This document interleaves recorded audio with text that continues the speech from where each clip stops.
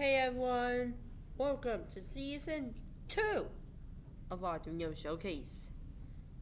This season is going to involve the Explore Arduino book and some codes from it. So first things first, a few things to talk about before we get into the thing. One, we're in room 3. A little bit of a reference to episode 1. Kind of in. First episode of season 1. And the first episode of season 2 was both in room 3. Also, I'm using the Chromebook.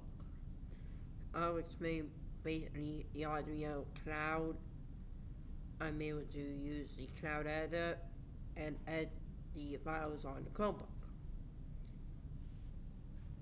Anyway, first we have a new thing that the button input will show us.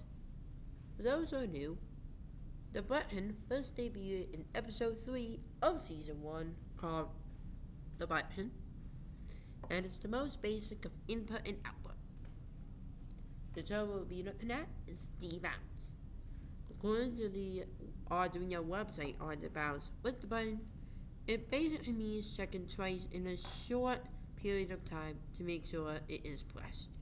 Without it, pressing it can need unpredictable results. So, let's take a look at the breadboard.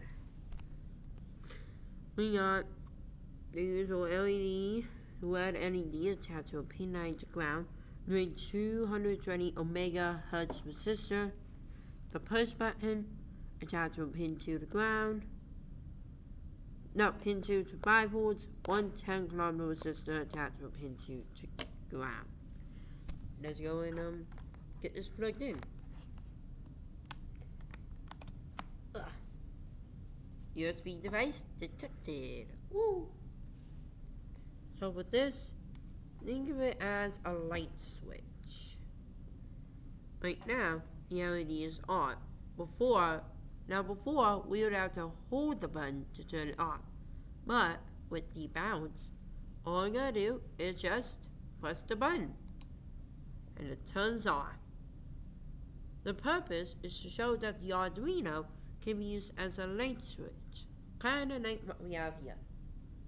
Okay, we kind of have super solar lights that automatically turn on without motion.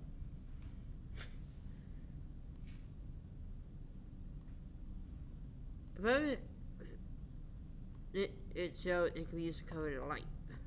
That's all for this episode. Make sure to like, comment, and subscribe. And I'll see you guys for episode 15, where I'll be showing you how to do an Arduino script.